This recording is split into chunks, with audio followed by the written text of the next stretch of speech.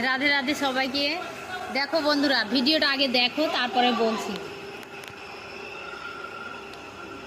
একটু দেখাও। এই যে প্রভুর কাছে যে ছুরিটা দেখতে পাচ্ছ, এইটা নিয়ে কি কাণ্ড হয়েছে।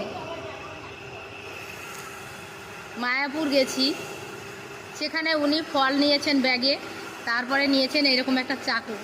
আচ্ছা, মন্দিরে যেতে হলে ফল আর চাকু নিয়ে যেতে হবে?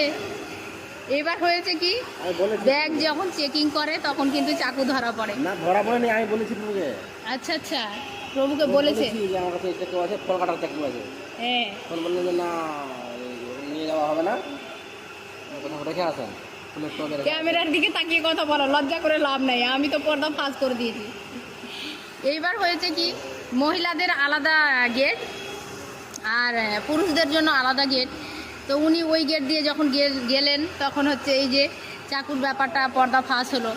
এবার ওনাকে বলছেন যে ব্যাগটা এখানে রেখে আপনি চাকুটা কোনো টবের কাছে রেখে আসেন। তারপরে একটা পেপারের মধ্যে মুড়িয়ে দিয়ে ফুলের টবের ওখানে রেখে আসলো। এসে দিয়ে পরে আমাকে গল্প শোনাচ্ছে যে এরকম এরকম ব্যাপার। তো আমি বললাম, তোমার কি দরকার ছিল এরকম চাকু আর ফল নিয়ে যাওয়ার? ঘুরে আমাকেই দোষ দিচ্ছে, আমি নাকি ফল ছাড়া বাঁচি না। তো ভাই, মায়াপুরে যা ফল ছিল না, ওখানে কিনে খাওয়াতে পারতো না আমাকে? আর এরকম কোনো ব্যাপার না যে আমি ফল ছাড়া বাঁচি না। তবে ফল খেতে ভালোবাসি, তাই প্রভু নিয়েছিলেন আর কি। কটা নিয়েছো? 7টা। আমি মায়াপুরে ফল, বাড়ি থেকে ফল নিয়ে গিয়ে মায়াপুরে বসে বসে 7টা ফল খেতাম। তো এইটুকুই বলার ছিল, কেউ ভুল করেও এরকম ফল কাটার চাকু টাকু নিয়ে যেও না। সবাই ভালো থেকো, সুস্থ থেকো। রাধে রাধে। এখন আমি কি স্টেশন, এটা নগরদ্বীপ ধাম, এই স্টেশনে আছি।